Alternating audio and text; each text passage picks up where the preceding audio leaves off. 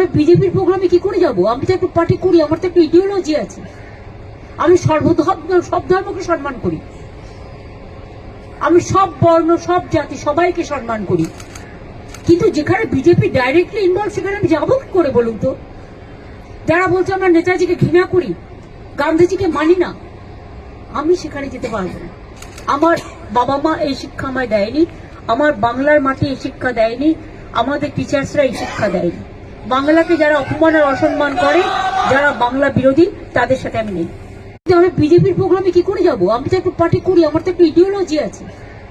আমি সব ধর্মকে সম্মান করি, আমি সব বর্ণ সব জাতি সবাইকে সম্মান করি, কিন্তু যেখানে বিজেপি ডাইরেক্টলি ইনভলভ সেখানে আমি যাবো কি করে বলুন তো?